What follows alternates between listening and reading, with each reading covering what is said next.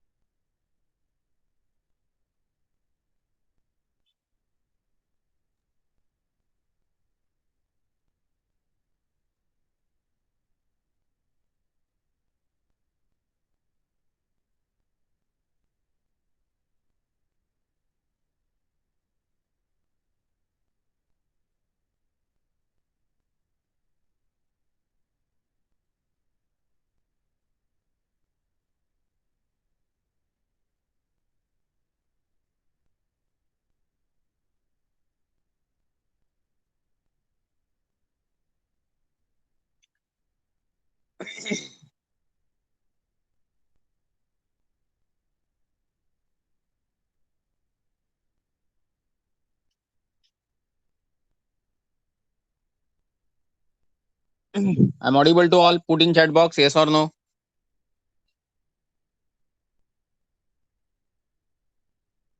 Okay. I'll present my screen. Let's see it's visible or not.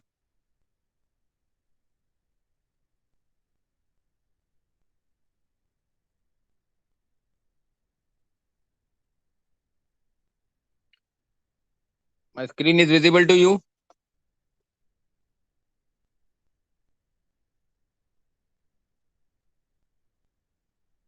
Good.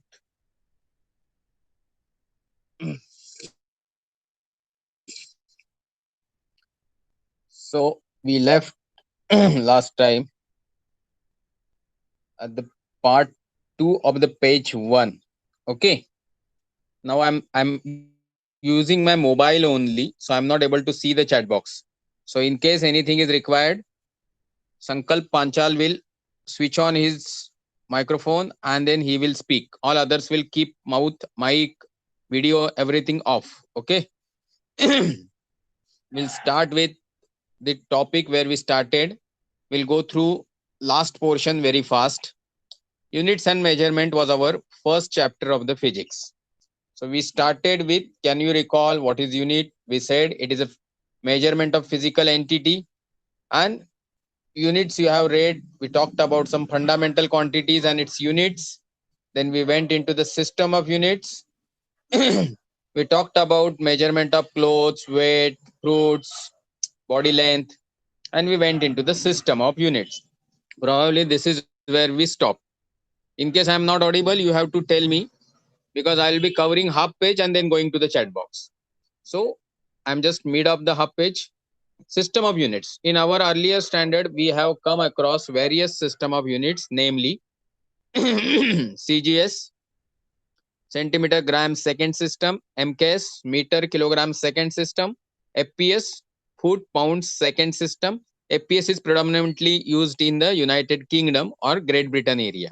SI system, System International, which is supposed to be used by the whole world so that interconvergence will be easy.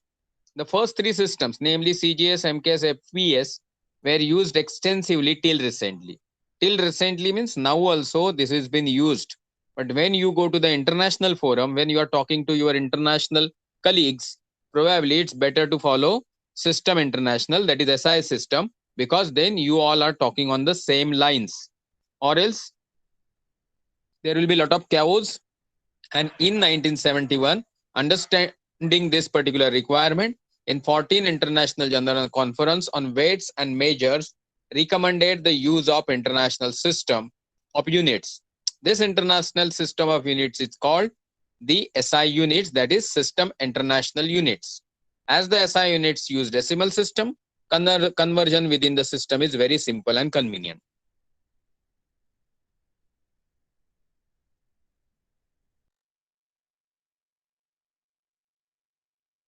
Simple, convenient and essential.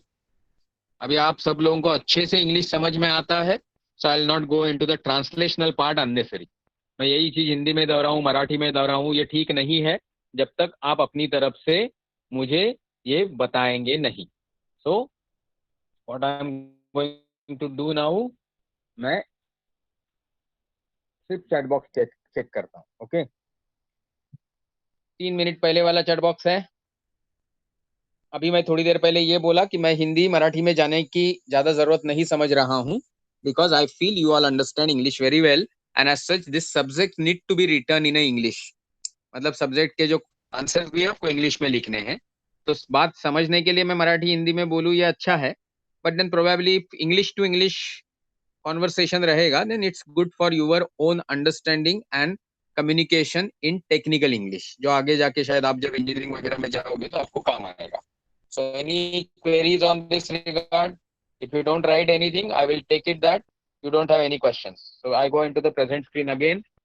Now Sankalp, you can tell me whether I am audible and my screen is visible or not by switching on your mic. Yes, sir, you're audible and visible.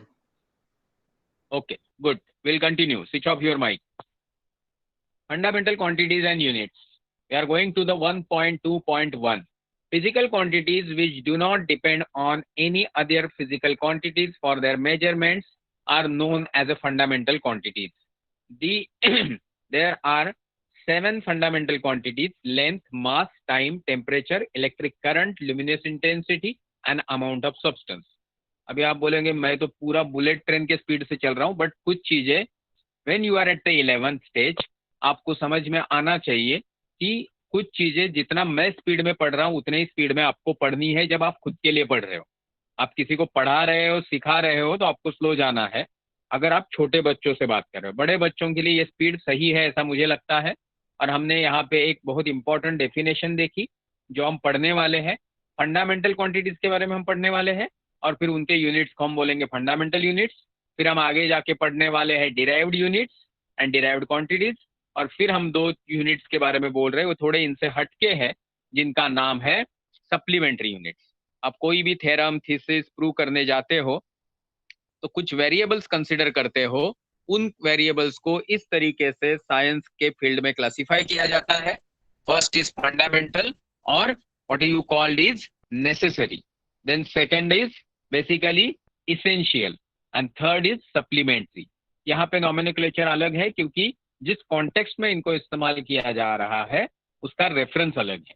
तो चलो, physical quantities जो दूसरे किसी पे dependent नहीं होती है अपने मेजरमेंट के लिए, उनको हम फंडामेंटल बोलेंगे क्योंकि वो मूलभूत है. मतलब it comes from the fundas of और basics of some core subject. तो ये जो चीज है इसको हमने फंडामेंटल क्वांटिटी बोला. ऐसी कितनी है? तो जैसे आप सबको मालूम है, आपने काफी बार पढ़ा, लेंथ भी इसी टर्म्स में आती है जो मास से कहीं भी जुड़ी नहीं है. फिर टाइम है, फिर टेम्परेचर है, फिर electric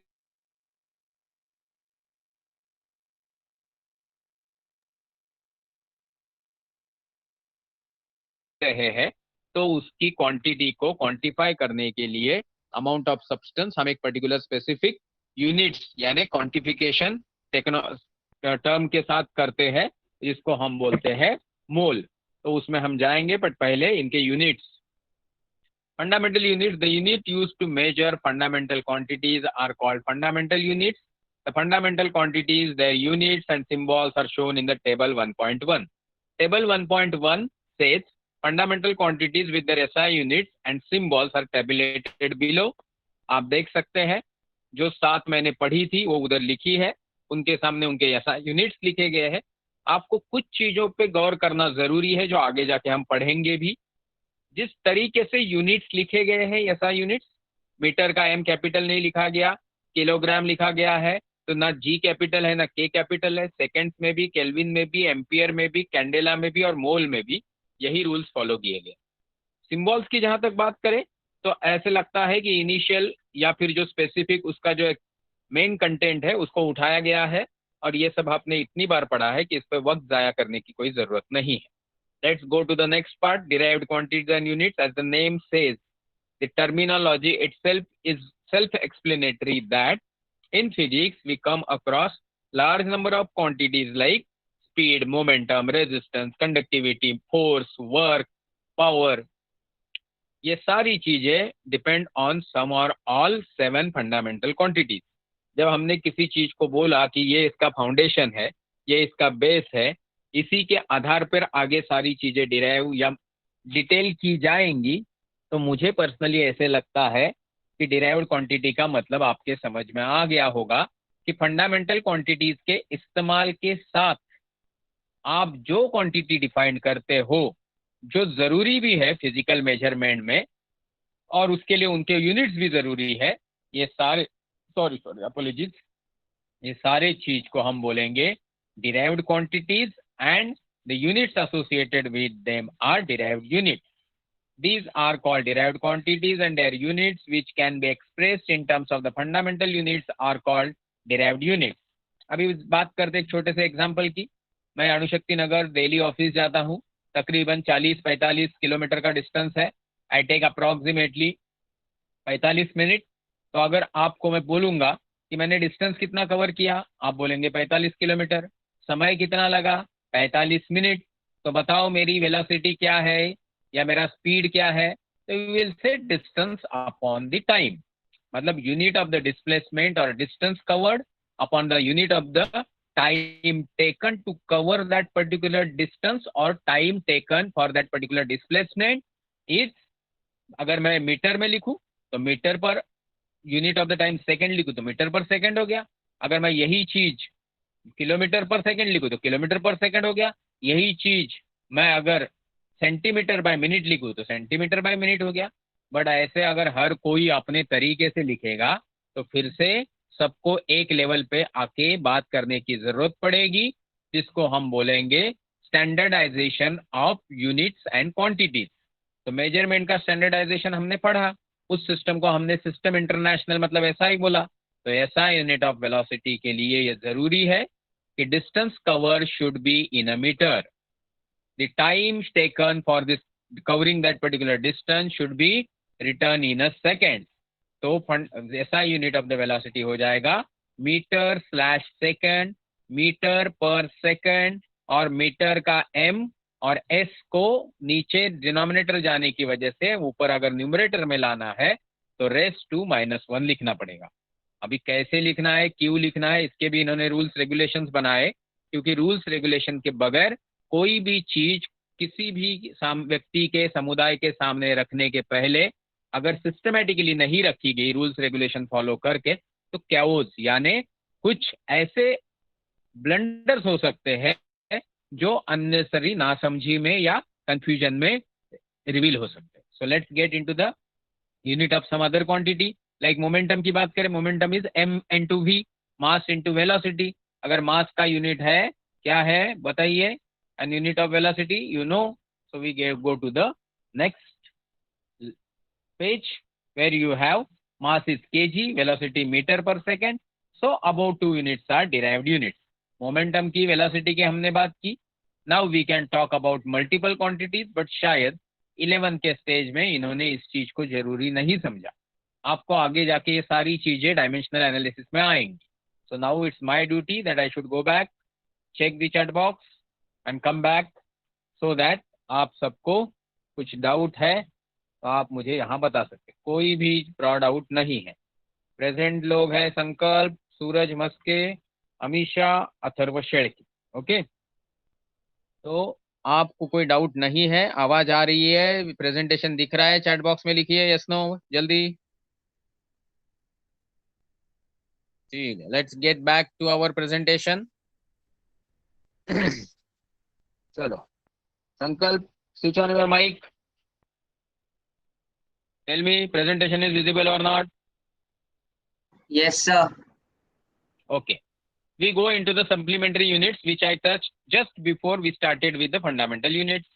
Now besides the 7 fundamental or basic units, there are 2 more units called supplementary units.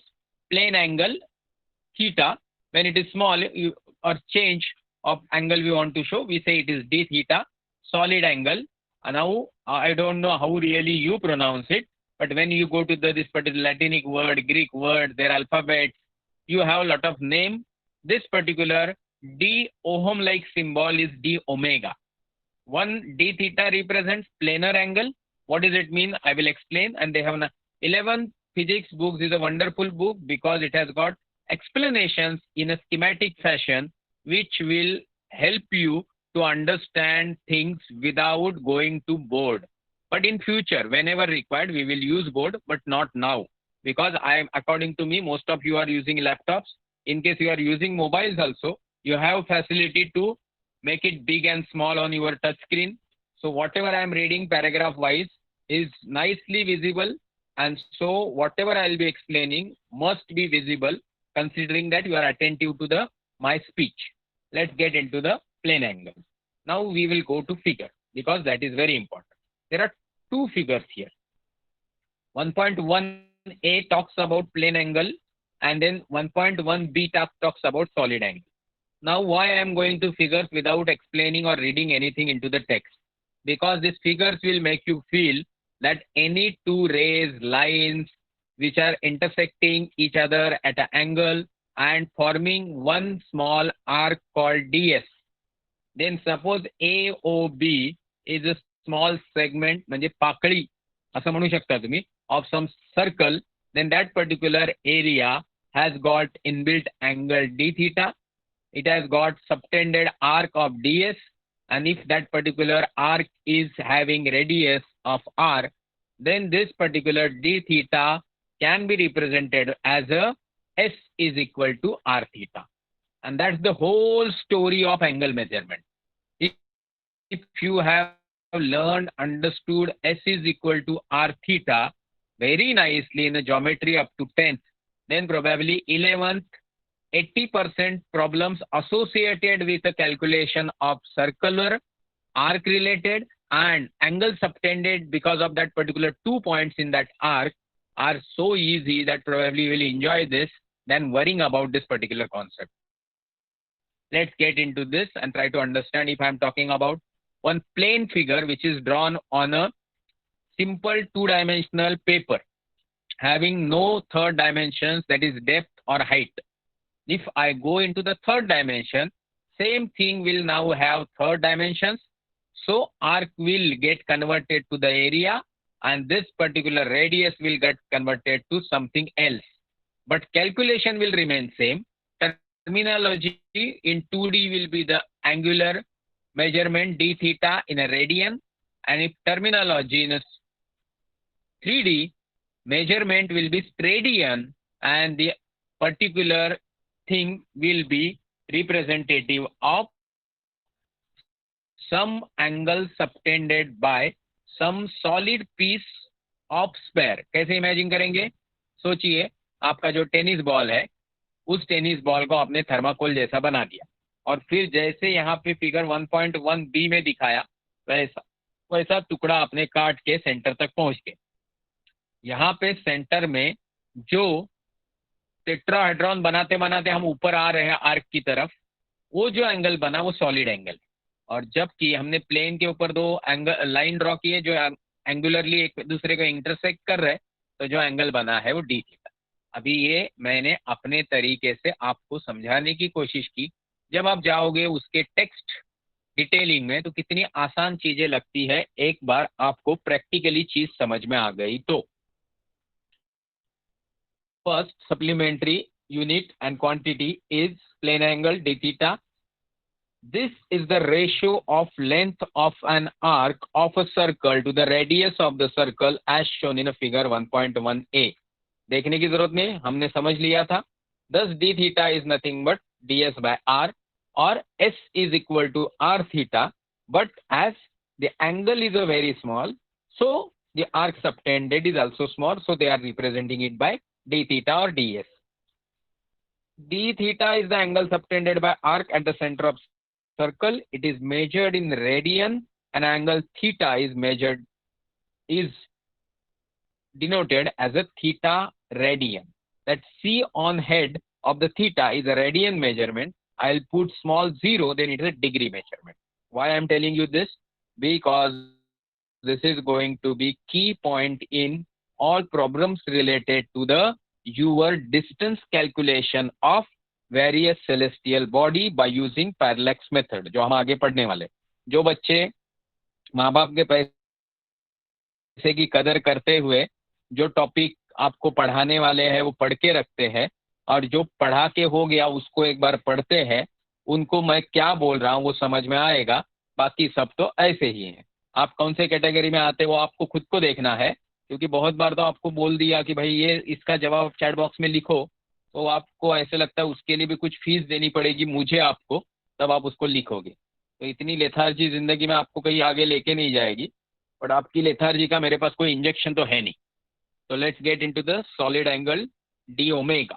This is the d omega can also be pronounced in a different fashion. If you use internet, you will understand there are a lot of pronunciation which exists, but that is a more predominant omega, so I say it's omega. This is the three-dimensional analog to d theta. मैं बता चुका हूँ. This is the defined as the area portion of a surface of a sphere to the square of a radius of the sphere. Obviously, हमने length को area में convert किया, तो obviously जो रेडियस था जो डिनोमिनेटर में आना था उसका स्क्वायर हो गया. कैसे क्या है ये तरह का आपको कोई एक्सप्लेनेशन या प्रूफ एक्सपेक्टेड नहीं है, तो हम उसमें जाएंगे नहीं. So now we have d omega is equal to dA by r square is the solid angle subtended by area ds at O as shown in a figure 1.1b. आप भूल चुके होंगे तो एक बार दिखा देता हूं ताकि आपको तसल्ली मिले कि ये क्या है. तो ये जो चीज हमने देखी इसको it is measured in steradian, मतलब SR. Sphere of a radius r has surface area of 4 pi r square. अभी आप बोलोगे सडनली नई चीज, ये सब चीज आपको पढ़ाई गई है, आपको याद नहीं है क्योंकि बीच में बहुत कुछ हो गया पिछले 5-6 महीने में, जिसमें सिर्फ पढ़ाई के अलावा सब हुआ. तो ये पढ़ाई के अलावा अगर सब हुआ है तो आपको थोड़ा नया जरा सिरे से जोर डालना पड़ेगा. You have to put in more efforts to understand that triangle का एरिया हो, ट्रायंगल का पेरीमीटर हो, या फिर रोहम्बस का हो, या स्क्वायर का हो, या फिर कोन का हो, याद सब आपको ही करना है. एग्जाम आपको ही लिखनी है, और याद करने से जिंदगी में कोई फायदा नहीं होता. ऐसा जो लोग बोल रहे हैं उनको ये पता नहीं कि जो आपकी मेमोरी है वो दिन दुगनी रात चौगनी तरक्की करती है, मतलब विकास होता है, डेवलपमेंट होता है. इसका जीता जाता उदाहरण है इंसान. इंसान ने मेमोरी कैपेसिटी का इस्तेमाल शुरू किया तो आज उसने उससे भी बहुत ज्यादा मेमोरी कैपेसिटी, डायनामिक नहीं ही हो बट प्रैक्टिकली स्टोर कर सकती है, रिट्राइव कर सकते हैं हम लोग, ऐसे मेमोरी वाला कंप्यूटर और सीपीयूज बना दिए. तो आप ये चीज समझ पाए तो आपको याद करने की आदत डालनी होगी. मैं खुद याद करने पे ज्यादा विश्वास नहीं रखता हूँ, फिर भी by hearting certain things makes life and problem solving in academics easy. और ये आप देखोगे जब आप दुनिया के सक्सेसफुल लोगों की स्टोरीज पढ़ोगे. So systematic studies and remembering certain things makes things easier when you approach that thing next time, whatever it may be. Thus, the solid angle subtended by the entire sphere at its center is omega. अगर हम बोले कि एक spare के मामले में मैं अगर पूरे जो सेंटर है उसका, मतलब अर्थ को लीजिए और अर्थ को हम सेंटर में गए और बोल रहे हैं कि भाई अभी ये जो अर्थ है इसका पूरा जो एंगल है, सॉलिड एंगल, वो कितना है, तो इट्स ऑब्वियसली 4 पाई. तो ये आप सबको पता था, वो यहाँ प्रूव भी कर दिया हम लोगों ने. तो 4 पाई रेडियन. अभी ये 4 पाई को हम उल्टा पुल्टा घुमा के उसके ऊपर कुछ प्रॉब्लम्स करेंगे। तो हम चल रहे हैं, what is the solid angle subtended by the moon at any point of the earth given the diameter of the moon is 3474 kilometer and its distance from the earth is 3.84 into 10 raised to 8 metre. अभी इस पे मैं आपके साथ थोड़ा वक्त गुजार सकता था, आपको खुद पूछ सकता था कि मून की रेडियस कितनी है, मून का डायमीटर कितना है, मून जब करीब होता है तो कितना डिस्टेंस होता है, मून जब दूर जाता है तो कितना डिस्टेंस होता है, मून का एवरेज डिस्टेंस कितना है। तो 3,84,000 इतना जो किलोमीटर डिस्टेंस है उसको अगर आप मीटर्स में डालोगे तो 3.84 इंटू 10 raised to 8 मीटर आ जाएगा। अभी इसमें भी लोगों को kilometre to metre, metre to centimetre, centimetre to millimetre conversion में प्रॉब्लम है, तो घर बैठ के प्रैक्टिस करनी पड़ेगी। सबसे अच्छा गुरु है गूगल, और गूगल के साथ बैठ के ये चार्ट आपको मिल जाएगा, उसको आपको इस्तेमाल करना है। आप बोलोगे सब कुछ गूगल से करना है तो क्लास क्यों करना है, नहीं करेंगे तो भी चलेगा। पर मुझे मालूम है कि सब कुछ इंटरनेट पे होने के बावजूद भी अगर लोग लाखों रुपए का क्लास करते हैं तो हमारा कुछ हजार वाला क्लास जिसकी फीस भी अभी तक नहीं भरी गई वो तो चली जाएगा। तो हम चलते हैं कि क्या मांगते हैं ये लोग, हाँ ये क्या बोल रहे हैं इसके लिए। भाई यहीं पे थोड़ा खाली जगह दिख रहा है, नहीं ऊपर भी है। तो हम चलेंगे कैलकुलेशन में, जहां लिखा गया है कि solid angle subtended by the moon eight the अर्थ, मतलब चाहते क्या है लोग। तो हम देखेंगे क्या चाहते हैं, देखते हैं कुछ एडिटिंग फिडिटिंग होता है क्या। टेम्पररी पेन उठाते हैं, बहुत बड़ा आने वाला है लगता है, ये मून आ गया। अभी अर्थ तो दूर है तो उसको मैं छोटा दिखाना चाहिए, बट अभी मेरे पास है नहीं, तो ऐसे पकड़ते ही अर्थ का सरफेस, और यहाँ पे कोई खड़ा है, और ये जो डिस्क है इसके कारण यहाँ जो एंगल बना, मेरी ड्राइंग के लिए मुझे माफ कर दीजिए, ये जो एंगल बना इसको हमको निकालना है। मान लीजिए ये है थीटा। ओके, अभी आप तो हंसने लगोगे क्या थीटा है, तो इसका कुछ नहीं हो सकता।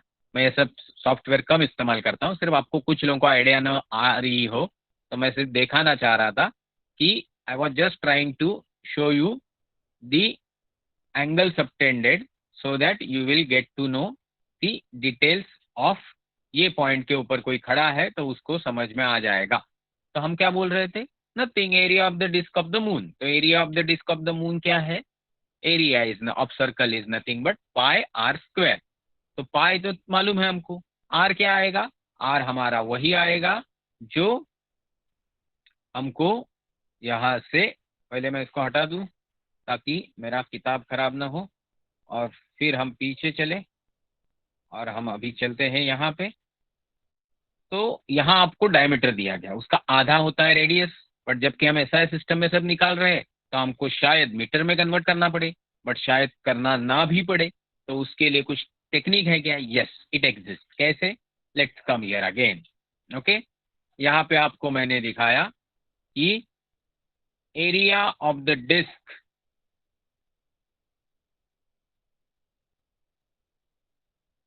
Of the moon is pi into r square.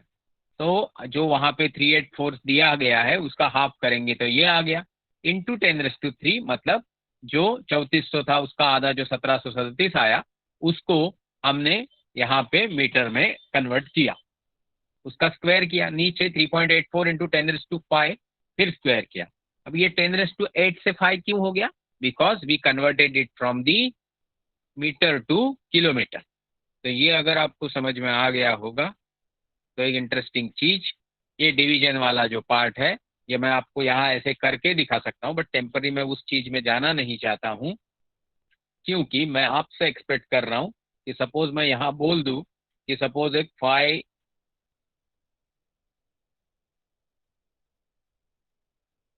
पकड़ लीजिए कि मुझे यहाँ पे 584 डिवाइडेड बाय सम 3 करना है। तो अभी जिंदगी में किसी के ये प्रॉब्लम नहीं है ना कि ये डिवीजन नहीं आता है, 3 1 जा 3, 3 1 जा 3, दो बचा तो 3 9 27, तो ये 9 आ गया, फिर एक आ गया, तो भाई 3 चौक 12 तो 194 पॉइंट, फिर इधर दो बचे तो उसको हम बोला 3 6 जा 18, तो 6 आ गया, फिर 2 बचे, ऐसे करते करते गए तो जवाब आ गया 194.67। ओके, इस तरीके के ये जो डिवीजन है इनकी आपको क्लैरिटी है, फिर लॉग टेबल वगैरह इस्तेमाल करना आता है, then probably you will get this particular answer जो मैंने यहाँ पे खत्म हो गई स्टोरी। ओके, ये जो यहाँ पे दिखाया गया है ये आपको करना होगा। तो ये जो आया, ये solid angle subtended because of the moon's disc at the earth. अभी हम थोड़ा आगे जाएंगे और जानेंगे the relation between this particular things. Okay, the relation between radian and degree is pi radians is equal to 180 degree. अभी आपने हमेशा ही ज्योमेट्री का जो हिस्सा होता है आपके गणित में 10वीं तक, you must have read it that pi is nothing but 180। But आपको कंफ्यूजन फील होता होगा कि पाई है तो 180 क्यों है। तो ये जो है ये पाइथागोरियन मैथमेटिक्स है, इसमें basically linear to angular conversion है। अभी ये बात आप फिर से समझ पा रहे हैं कि नहीं मालूम नहीं मुझे, बट एक होता है एंगुलर मेजरमेंट, मतलब angle subtended bye arc at the centre of two lines, मतलब जो भी इंटरसेक्टिंग सेगमेंट्स है। इंटरेस्टिंग पार्ट ये है कि अगर यही एंगुलर चीज को मैं लीनियर टर्म्स में बोलना चाहता हूं तो मैं कैसे बोलूंगा। तो एंगुलर मेजरमेंट है 180 degree, linear measurement is pi radian, और फिर इस तरीके के इंटर कन्वर्जन पॉसिबल है। तो ये कहाँ कहाँ इस्तेमाल हो सकते हैं ये आपको आगे मिलेगा। अभी सिर्फ हम इतना पढ़ के रखते हैं कि अगर पाई रेडियन 180 डिग्री होता है तो 1 रेडियन ऑफकोर्स 180 बाय पाई हो जाएगा, which is nothing but 34.1415। Normally 3.142 हम बोलते थे। तो यहाँ पे हमको एक चीज मिली कि 1 radian is equal to 57.297 degree. अभी बोलोगे सर याद रखना है क्या, मुझे तो नहीं पता, पर आगे जो आपके प्रॉब्लम्स दिए हैं उनको सॉल्व करते वक्त कुछ यूं महसूस हुआ है कि उन्होंने डायरेक्टली वैल्यूज डाल दिए हैं। मुझे नहीं लगता ये सब चीज आपको याद रखनी है, क्योंकि ये this is completely part of fundamental that pi radian is 180 degree. So whenever you need how much degree how much radian, you need to do the calculation from this basic root. ये इतना आपको धीरे धीरे 11th 12th में दिमाग में बैठ जाएगा कि सीईटी वगैरह आप जब देने जाओगे तो आपको ये एकदम सिंपल चीज लगेगी। Worst case scenario, you can just remember that 1 radian is equal to 57.3 degree for the approximate calculation, or else it is 297। Similarly 1 degree का क्या हिसाब होगा, पाई बाय 180। फिर हम उसको करते जाएंगे तो सब कुछ डेसिमल पॉइंट में चला जाएगा। सो 1.745 10⁻² रेडियन आ जाएगा।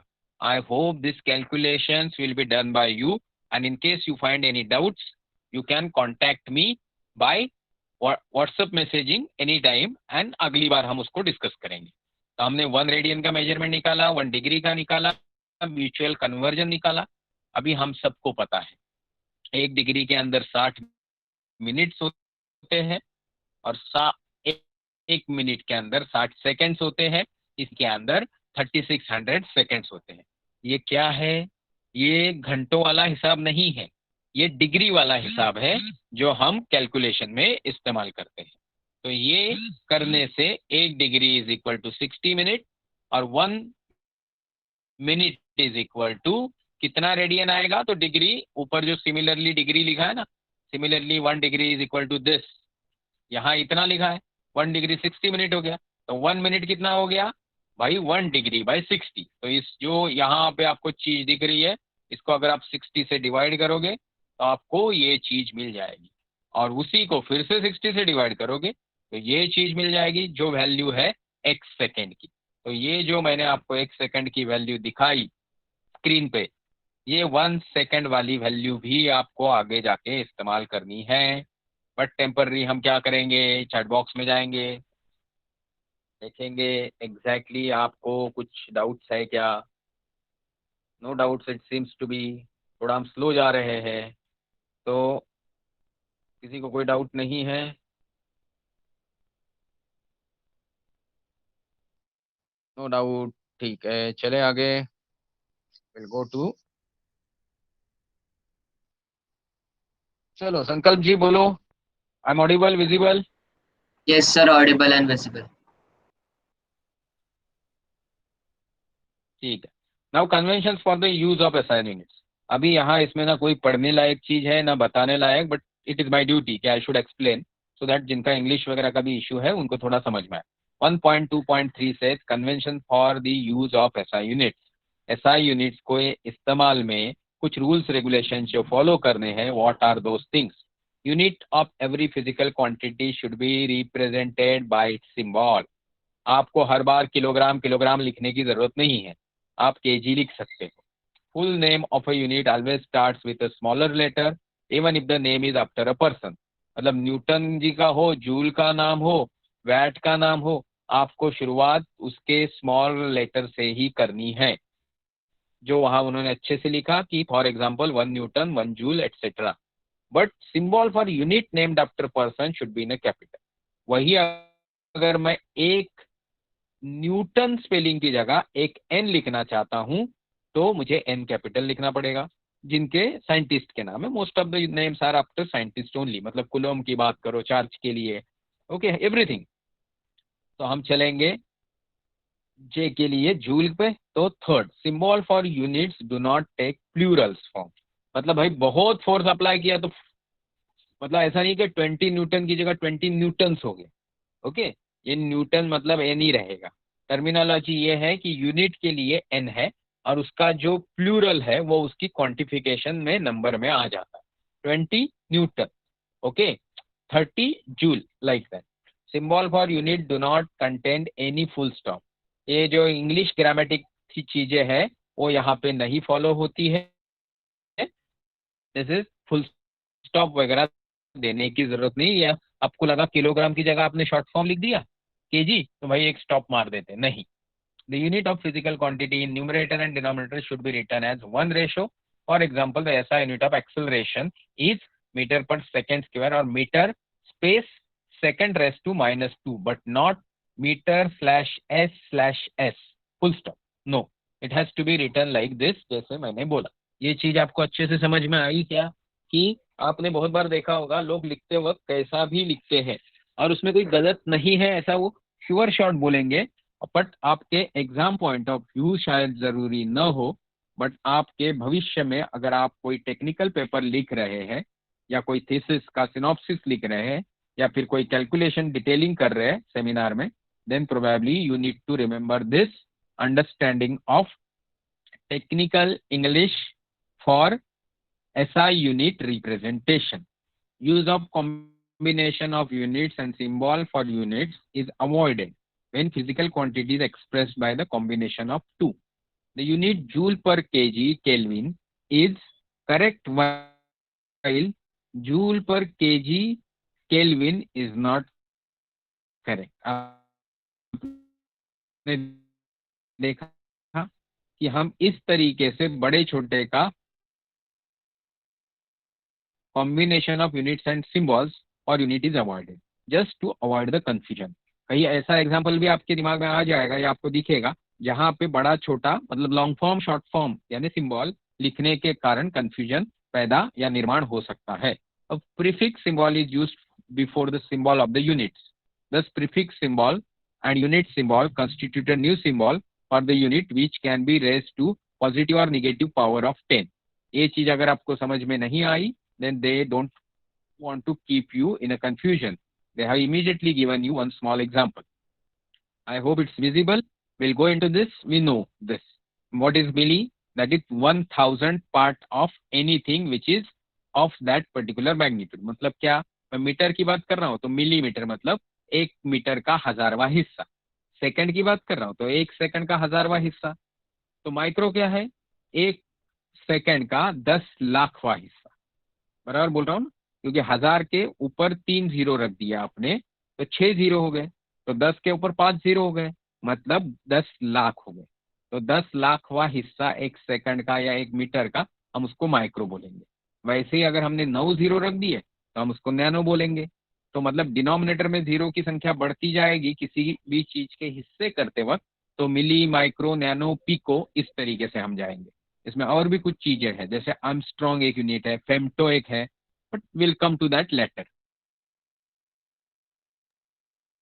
अभी चलते हैं सिंगल। ने इसमें बोला कि अगर हम ऐसा कुछ लिखते हैं तो 1 ms मीन्स मतलब माइक्रो सेकंड, 1 ns मतलब nano second. Use of double prefixes is avoided when single prefix is available. जैसे अगर मैं लिखना चाहता हूँ 10⁻⁻⁶ सेकेंड, मैं 1 मिली सेकंड लिख सकता हूँ। बट यहाँ उन्होंने बोला ट्राई टू रिफ्रेन, इस तरीके की डबल डबल सिंबल यूज करने की आदत गलत है। आपको एमएमएस की जगह माइक्रो सेकंड इस्तेमाल करना है, मिली माइक्रो सेकंड की जगह नैनो सेकंड इस्तेमाल करना है। तो एट्थ वाले में उन्होंने बोला स्पेस और hyphen must be introduced while indicating multiplication of two units. Meter per second should be written as meter space second raised to minus 1 or meter hyphen s raised to minus 1 and not as a meter second raised to minus 1। आपको दोनों के बीच में जगह छोड़नी है या फिर hyphen तो देना है। ये चीजें आपको बहुत अच्छे से याद रखनी है। आपको जान के हैरानी होगी, मैं खुद भी ये भूल गया था। जब मैंने 2 दिन पढ़ा ये किताब तो मुझे मेरी गलती का एहसास हुआ, क्योंकि आजकल ये सारी चीजें हम कंप्यूटर पे लिखते हैं तो लिखते वक्त ये सब चीज के ऊपर हम इतना गौर नहीं करते, और कुछ अच्छी चीजों के ऊपर गौर करना चाहिए ताकि आपकी छोटी सी मिस्टेक को कोई गलत तरीके से न ले। Because MS will be read as a millisecond. ये जो कंफ्यूजन है वो क्यों निर्माण हो सकता है, और उसको न करने के लिए आपको हमेशा स्पेस देनी चाहिए, ये उन्होंने बताया। Let's get into the something interesting, measurement of length. Now what we have covered, I will just glance through. हमने बात की कुछ फंडामेंटल क्वांटिटी की, कुछ डिराइव्ड क्वांटिटी की। हमने बात की एसआई यूनिट्स के normal convention.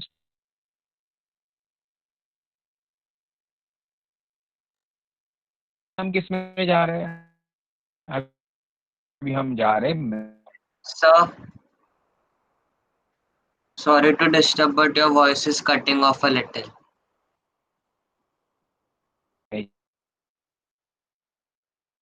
Measurement of length, जो क्या है fundamental quantity number 1।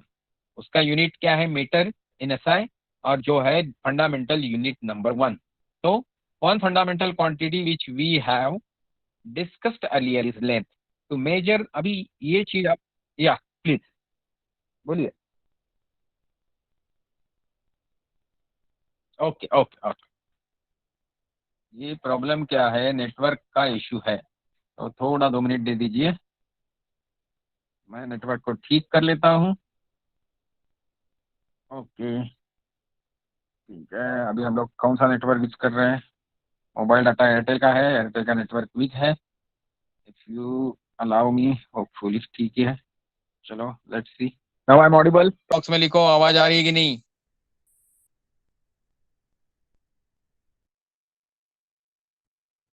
Atharva Shelke, Amisha सो गए, सूरज मस्के,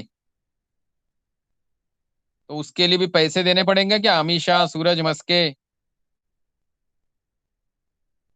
तुमको इमीडिएटली प्रॉम्प्टली रिप्लाई नहीं देना आता है? लेक्चर सुन रहे हो, खाना खा रहे हो? इतनी ढिलाई ठीक नहीं है जिंदगी में। Clear voice. तुम लोग को जब तक चिल्लाओ नहीं ना, तुम लोग अपने लेवल पे नहीं आते हो। So we were talking about the length measurement. To measure the length or distance, the SI unit used is a meter. We know that. In 1960, अभी आप नए जो यंगर जनरेशन है उनको ये सीखना बहुत जरूरी है कि कैसे बदलाव आता है। In 1960, a standard for meter based on the wavelength of average red light emitted by atom of krypton was adopted. In 1983, a more precise measurement was developed. It says that a meter is the length of the path traveled by light in a vacuum during a time interval of 1 by 299792458 seconds. This was possible as by that time the speed of light in a vacuum could be measured precisely as a c is equal to, that is velocity of light or speed of light is equal to 299792458 meter per second. Some typical distances slash lengths are given in table 1.2. अभी जो मैंने ये मेरा voice clear नहीं था वाले issue के बाद जो पैराग्राफ पढ़ा वो कितने लोगों को समझा? ऐसे अगर मैं पूछूं तो सब यस तो बोलेंगे बट समझा कुछ नहीं होगा। क्यों? क्योंकि यहाँ पे इस पैराग्राफ में पूरे 40 साल के संशोधन यानी रिसर्च का जिस्ट लिखा गया है। क्या जिस्ट है कि भाई अगर आपको लेंथ का मेजरमेंट करना है तो किसी रेफरेंस के साथ कंपेयर करना पड़ेगा ना। तो चलो मैंने हमारे गांव में एक लकड़ी का डंडा ले लिया और बोला भाई आज से इतना 1 मीटर मतलब ये डंडे डंडे की लंबाई। फिर बारिश में डंडी भीग गई, फिर भीगने के बाद कुछ थोड़ी उसमें टर्माइट लग गया, फिर वो छोटी हो गई। कोई बोल रहा है अरे ये तो गलत हो गया, कोई बोल रहा है नहीं चलेगा चलवा लेते हैं। तो गांव वाले तो मानेंगे, बाजू वाले गांव वाले थोड़ी मानेंगे। तो स्टैंडर्डाइज करना है तो भाई मैं संतोष टकले बोल रहा हूँ, अथर्व बोल रहा है, अमीषा बोल रही है, ये सब नौटंकी नहीं चलता। So there is some fixation that from rod they have shifted to something which is fixed for some specific constraints, boundary conditions in some given system. क्या किया उन्होंने? उन्होंने wavelength of the orange lead light emitted by atom of the krypton 86, ये इधर 86 नहीं लिखा है but krypton 86 जब स्पेसिफिक कंडीशन में light orange red light emit करता है तो उसके तकरीबन उसकी वेवलेंथ है मेरे ख्याल से कुछ तो 6000 एम्स्ट्रॉन्ग। तो मतलब एक 6.5 लाख वेव मतलब वेवलेंथ एक चीज में आने के बाद जो लेंथ बनती है उसको बोला जाता है 1 मीटर। तो बोलेंगे सर ये हमारे लिए तो नहीं लिखा है, क्योंकि आपके लिए ये जरूरी नहीं। आपके लिए सिर्फ उनको ये बताना है कि पुराने जमाने में जब स्टैंडर्ड फिक्स होता था तो नए जमाने का जो modified version of the standard आता था जो उससे ज्यादा सटीक यानी प्रेसाइज रहता था तो उससे उसको रिप्लेस किया जाता था। यही फर्क है वैज्ञानिक सोच और धार्मिक सोच में। धार्मिक सोच में भाई किताब में लिखा है वही सही है, उसी तरीके से जाना है। कुछ भी आप हरकत कर सकते हो जो उस चीज में लिखी है, जबकि विज्ञान वैज्ञानिक सोच ये बोलती है कि precise measurement scientific evidence based चीज पे हम हमारे स्टैंडर्ड्स बदलते रहते हैं और इसका फायदा हमको ही मिलता रहता है। ये 1960s में हुआ। 1983 में क्या हुआ? कुछ और प्रिसाइज मेजरमेंट आ गया। लाइट के स्पीड के मेजरमेंट का एक सटीक तरीका मिल गया वैक्यूम में और उसके हिसाब से वेलोसिटी आ रही थी 299792458 मीटर पर सेकेंड। तो इतना अगर सपोज मीटर पर सेकंड जाता है तो 1 मीटर क्या होगा? 1 मीटर जाने के लिए उसको 1/299792458 लगे। तो लाइट वैक्यूम में इतने से सेकंड के इतनेवें हिस्से में जितना दूर जाएगी वो चीज को हम बोलेंगे 1 मीटर। आज की डेट पे यही फॉलो होता है। आपको ये समझना ना समझना ज्यादा इम्पोर्टेंट नहीं है, बट इस तरीके से साइंस में सोच रखी जाती है, इस तरीके से साइंस में डे बाय डे प्रिसीजन और एक्यूरेसी अटेन की जाती है। ये जब आपके दिमाग में आ जाएगा तो आपको समझ में आएगा कि इंडियन यूनिवर्सिटी हो, पाकिस्तान की हो, अफगानिस्तान की हो, बांग्लादेश की हो, यहाँ के स्टैंडर्ड इतने खराब है। स्टैंडर्ड मतलब एजुकेशन स्टैंडर्ड कि हिंदुस्तान की बेहतरीन इंस्टीट्यूशन मुंबई आईआईटी भी दुनिया के रैंकिंग में 172वें नंबर पे है। उसके ऊपर सारे यूएस यूके जापान चाइना वाले लोग बैठे हुए हैं। तो हमको अगर एजुकेशन का स्टैंडर्ड बढ़ाना है तो बच्चों को पढ़ते वक्त किताब में जो पढ़ाया गया उसके आजू बाजू में पढ़ना है। 12th इंपॉर्टेंट है, 12th बोर्ड है, 12th में सीईटी है, बट 11th तो फ्री है ना। तो 11th में थोड़ा पढ़िए। अभी ये सब चीज कितना आपके दिमाग में बैठ रहा है मुझे नहीं पता। देखिए मेजरमेंट बताया है और डिस्टेंसेस बताया है। शुरू हो रहे हैं किधर से? बड़ी साइज से, मैक्रो कॉस्मिक लेवल से। तो डिस्टेंस ऑफ एंड्रोमेडा गैलेक्सी बोला होगा। अभी आधे लोगों को तो एंड्रोमेडा गैलेक्सी और एंड्रोमेडा और देवयानी दीर्घी का इनका ही पता नहीं होगा। और बाकायदा इधर से फ्रॉम अर्थ भी बोलती है। मतलब अर्थ से अगर सपोज 22 लाख लाइट ईयर पे एंड्रोमेडा गैलेक्सी है, तो सूरज से नहीं है क्या? बट है। पर वो सब आपके समझ जाऊंगा नहीं क्योंकि वक्त ज़ाया होता है। We will try to understand. Andromeda galaxy is approximately located at 22 lakh light year. अभी मतलब क्या है वो आगे जाके हम पढ़ेंगे। डिस्टेंस टू नियरेस्ट स्टार, सबसे करीब जो सूरज से या सोलर सिस्टम से तारा है जिसका नाम है प्रोक्सिमा सेंटोरी, सेंटोरस कॉन्स्टिलेशन में यानी तारका समूह में है, उसका डिस्टेंस है 4.26 लाइट ईयर। अभी इसका मतलब घूम फिर के होता है 4 × 10⁻16 घातांक। घातांक मतलब आप उसको क्या बोलते हैं? Raise 2। Okay. Distance to Pluto, इन्होंने 6 × 10⁻12 मीटर लिखा है। अगर एस्ट्रोनॉमिकल यूनिट में आप उसको कैलकुलेट करने जाओगे तो तकरीबन 640 एस्ट्रोनॉमिकल यूनिट आ जाएगा। अभी एवरेज रेडियस ऑफ अर्थ यहाँ इन्होंने 6000 लिखी है, जबकि वो है तकरीबन 6370-75 के आसपास। हाइट ऑफ माउंट एवरेस्ट इन्होंने 9 × 10⁻³ मीटर लिखा है, मतलब 9 किलोमीटर है। हवाई जहाज नॉर्मली इसी हाइट पे उड़ता है। थिकनेस ऑफ पेपर से अभी हम लोग मीटर के हिस्से में आ गए और उधर लिखा गया है 0.1 मिलीमीटर। मतलब 1 मिलीमीटर जो स्केल में छोटा हिस्सा होता है उसके 10 हिस्से करेंगे तो उसमें एक A4 साइज वाला आपका जो नॉर्मल पेपर प्रिंटिंग पेपर आता है वो बैठ जाएगा। Length of the typical virus की बात कर रहे हैं, तो अभी आप सबने तो कोरोना पे PhD किया ही होगा। तो इन्होंने इधर लिखा है कि टिपिकल वायरस इज 1 × 10⁻⁸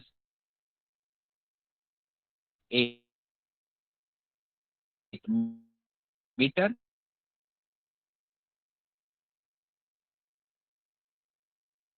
11 मीटर, मतलब आप ऐसा भी बोल सकते हो कि ये तकरीबन 0.5 एंगस्ट्रॉम के लेवल में रहता है। रेडियस ऑफ प्रोटॉन की बात कर रहे हैं, 1 × 10⁻⁻15 मीटर, मतलब 1 फेम्टोमीटर है। ये मैं नए नए शब्द क्यों इस्तेमाल कर रहा हूँ?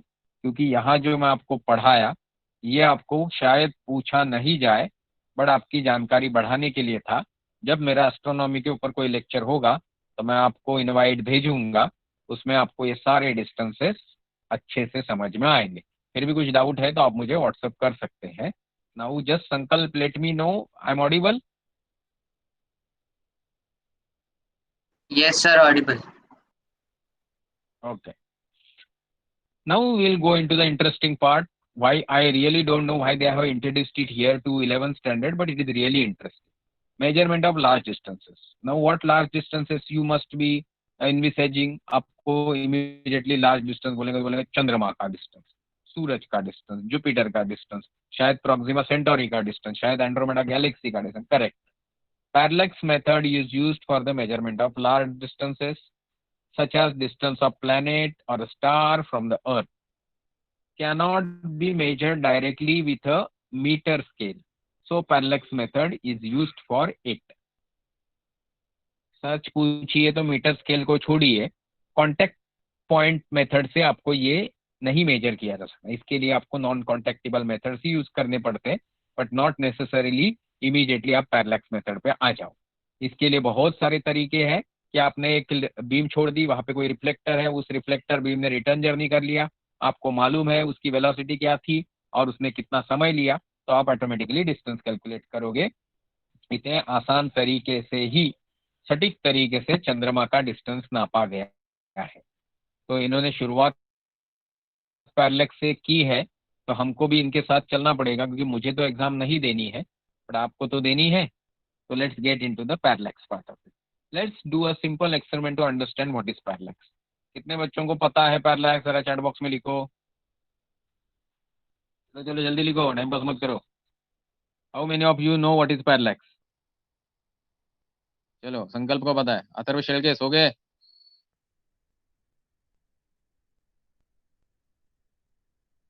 अमीषा सावंत को पता नहीं?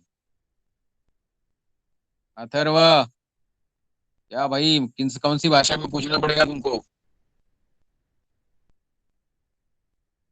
इस तरीके की अगर आपकी जबरदस्त सिंसियरिटी है तो हो गया कल्याण, मान लो। ओके, तो for your kind information we are having 1 2 3 4, नहीं 4 नहीं, अथर्व ने 2 बार लिखा, तो मतलब एक ही व्यक्ति को पता है, दैट इज संकल्प। बाकी लोग पढ़ाई लिखाई के नाम पे कुछ ज्यादा ध्यान नहीं दे रहे। अगर ये भी बोलूंगा तो भी आप क्लास छोड़ दोगे, है ना? मुझे मालूम है लोगों का आजकल क्या है ना, उनकी भावनाएं ज्यादा ही नाजुक हो गई है, कोमल हो गई है। तो now come to the parallax. Parallax is a simple methodology. उसके लिए आपको एक ही चीज करना है, सामने एक लाइन के पीछे दूसरी लाइन। मतलब अगर आप किसी हॉल में हो, तो हॉल में डाइनिंग टेबल पे एक डब्बा खड़ा कर दीजिए, वो आता है ना प्रिंगलेस का, वेफर्स वेफर्स का, वैसा एक डब्बा खड़ा कर दीजिए। फिर उसके पीछे एक डाइनिंग टेबल के दूसरे एंड पे दूसरा डब्बा खड़ा कर दीजिए, प्रिंगले वाला। दो तो होंगे ही, है ना? फिर आप डाइनिंग टेबल से थोड़ा दूर खड़े हो जाइए, और फिर एक आंख को ढक दीजिए, और फिर देखिए उनको लाइन से। तो आपको दिखेगा कि जो पहला वाला डब्बा था, उसके इस तरफ आपको अपोजिट साइड में आपको दूसरा वाला डब्बा दिखेगा। जैसे आप अपोजिट साइड की आंख बंद कर दोगे, तो एग्जैक्टली उल्टा दिखेगा। दिस इज ओनली बिकॉज आप जहां से देख रहे हो, उस जगह का reference point in context to the remaining two reference point has changed. Light तो सीधा ही ट्रेवल करेगी, तो लाइट सीधा ट्रैवल करते वक्त हमको इस तरीके का आभास देती है कि चीजें यहाँ से वहां मूव हो रही है एक दूसरे के रेफरेंस में। तो यहाँ उन्होंने बहुत ही सिंपल अंग्रेजी में वही चीज लिखी है जो मैं आपको बोल रहा था। Hold your hand in front of you and look at it with your left eyes closed, and then with your right eye closed you will find that your hand appears to move against the background. अभी इन्होंने हाथ का उदाहरण दिया। अभी ये थोड़ा करीब होने के कारण आपको सही मायने में फर्क महसूस नहीं कराएगा। मैंने जो उदाहरण दिया वो बहुत ही आसान है और आपको इजीली फर्क महसूस कराएगा। So just try that in case you haven't understood the parallax. But now let's get into the exact technical terminology of parallax and its definition. Parallax is defined as the apparent change in the position of an object due to the change in the position of observer. मैं जब दो आंखों का, दो wafers के डब्बों का, तीन रेफरेंस पॉइंट के एग्जिस्टेंस का उदाहरण दे रहा हूं, तो ऑब्जर्वर कौन है? आपकी लेफ्ट आंख और आपकी राइट आंख। तो ये दो जगह पे जो चेंज होने के कारण आपको पैरेलैक्स महसूस हो रहा है, apparent change in the position of object. जो सेंटर वाला चीज है वो ऑब्जेक्ट है, जो पीछे वाला चीज है वो बैकग्राउंड है, और आंखें आपकी ऑब्जर्वर है।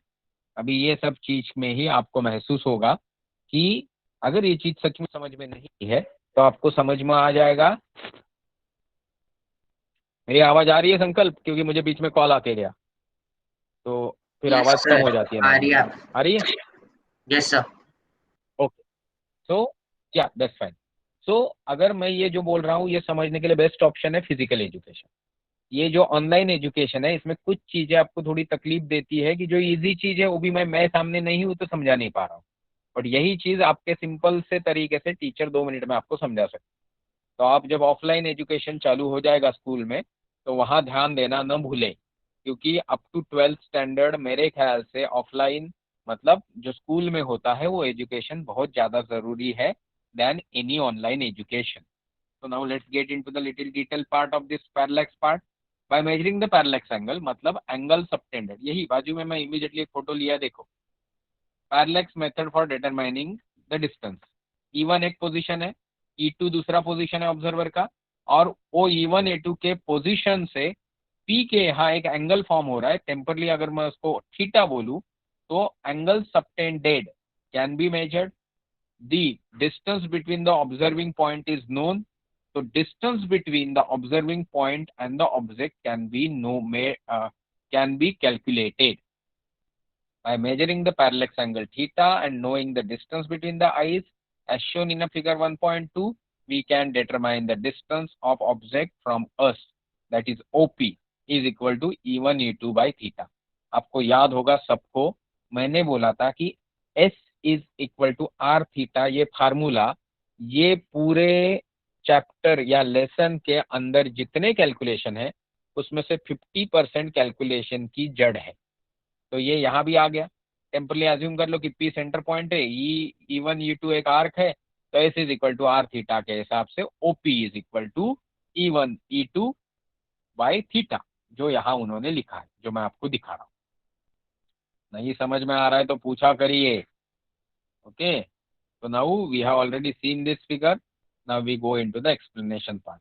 Parallax method for determining the distances. As the distance of planet from the Earth are very large, we cannot use two eyes method as discussed here. In order to make simultaneous observation of the astronomical object, we select two distance point on the Earth.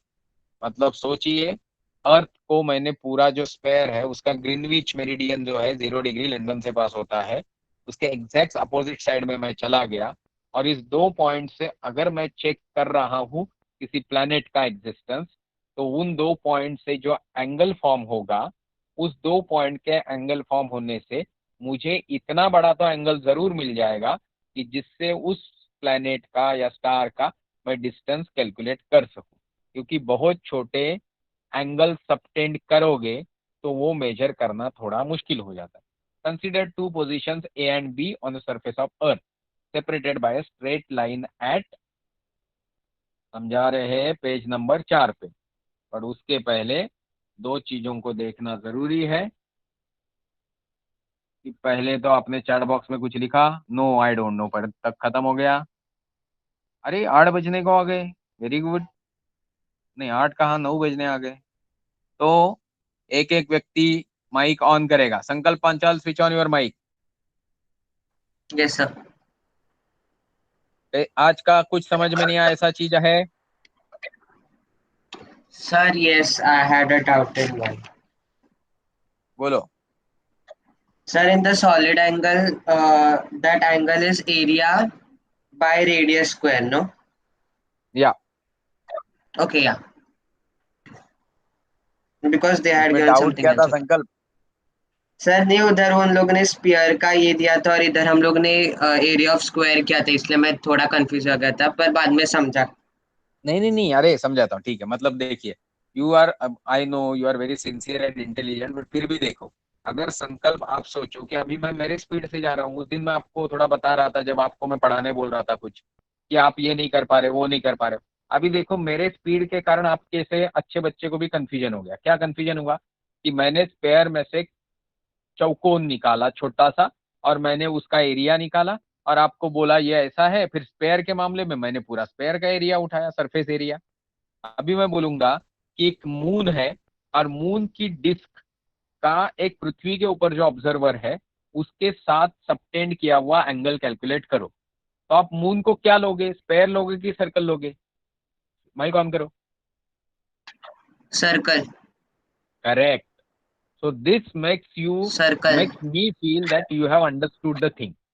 जब हम बात कर रहे हैं angle subtend किया हुआ in solid 3 dimension, then we are talking about the surface which is anyway plane. But जो plane है उसका एरिया हम निकाल रहे हैं in that particularly complete solid matrix. तो जब मून का निकालने जाओगे तो पायर स्क्वायर यूज करोगे आप। तो ये चीज अगर आपके समझ में आ गई तो आपका कंफ्यूजन मिट गया, ऐसा मुझे लगा। Now let's go to the next person, that is Suraj Maske. Suraj Maske, mic on करो। समझ में आया क्या सब? कैलकुलेशन आवाज, नहीं समझ में आई। कौन सा कैलकुलेशन? लास्ट वाला। ऐसा लास्ट वाला नहीं बोलते, तुमको कैलकुलेशन बोलना पड़ेगा। किताब है क्या घर पे? नहीं, तो किताब भी मैं खरीदूं क्या तुम्हारे लिए? Sorry sir. एक दो चीजें आप पक्की पकड़ के चलो, हाँ? जो आपको समझ में नहीं आती है तो दैट्स नॉट माय प्रॉब्लम। आप इधर अपने क्लास में 100% आज की डेट पे तो फ्री बच्चे हैं, क्योंकि किसी ने फीस दी नहीं है, अथर्व ने दी है, सॉरी थोड़ी। ओके, तो बाकी लोग ये पकड़ के मत चलो कि संतोष टकले पढ़ाएगा या अल्बर्ट आइंस्टाइन पढ़ाएगा तो आप सीखोगे। आपको पढ़ना है, उसके लिए आपके घर पे किताब होना चाहिए। किताब में आप पढ़ोगे, समझने की कोशिश करोगे, फिर जो चीज नहीं समझी वो गूगल पे ढूंढोगे, जो किताब में रेफरेंस बुक दी है वो डाउनलोड करोगे। सब कुछ आपको करना है, आज नहीं जिंदगी भर। जिंदगी में आगे जाना है तो खुद को 95% चीजें करनी है, 5% चीजें कोई अच्छे व्यक्ति करेंगे तो ठीक, बट ये हमेशा एक्सपेक्ट करना कि कोई गलत व्यक्ति आके आपके 95% का कुछ गलत ना कर दे। तो you don't know what is life is all about. जिंदगी में बहुत कुछ करने का बेसिक एजुकेशन एक जरिया है जो आपको टफ बनना सिखाता है, मैच्योरिटी देता है। ये सिर्फ इस तरीके से मत लो कि भाई 11वीं है 12वीं है फिर FY करेंगे SY TY करेंगे इंजीनियरिंग करेंगे। It's not about life. ऐसे बहुत सारे लोग हैं सब कुछ जिंदगी में नॉलेज पाने के बाद भी कहीं ना कहीं जिंदगी में पीछे रह जाते हैं because they don't attend that particular sincerity part. Okay, तो सूरज मस्के जी, आपको जो कैलकुलेशन समझ में नहीं आया आप घर पे एक बार ट्राई करिए। ट्राई करने के बाद अगर आपके कैलकुलेशन में कोई गड़बड़ हो गई तो मैं आपको एक्सप्लेन करूंगा।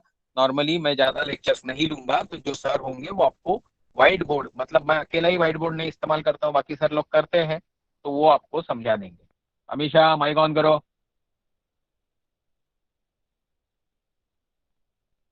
चलो अपसेंट। हाँ जल्दी क्या करो, बोलो। कुछ समझ में नहीं आया ऐसा है? आपकी तो आवाज ही नहीं आ रही है। ठीक है we cannot spend more time. Atharva Shelke mike on करो, अमीषा माइक ऑफ करो। No doubt sir. अथर्व आपकी आवाज नहीं आ रही मुझे। No doubt sir. No doubt, okay. सब लोग घर पे पढ़ेंगे, ठीक है। So hoping that today's lecture we have concluded suddenly. The only reason is we have to follow that time pattern. तो ऑलरेडी 9 बज चुके हैं।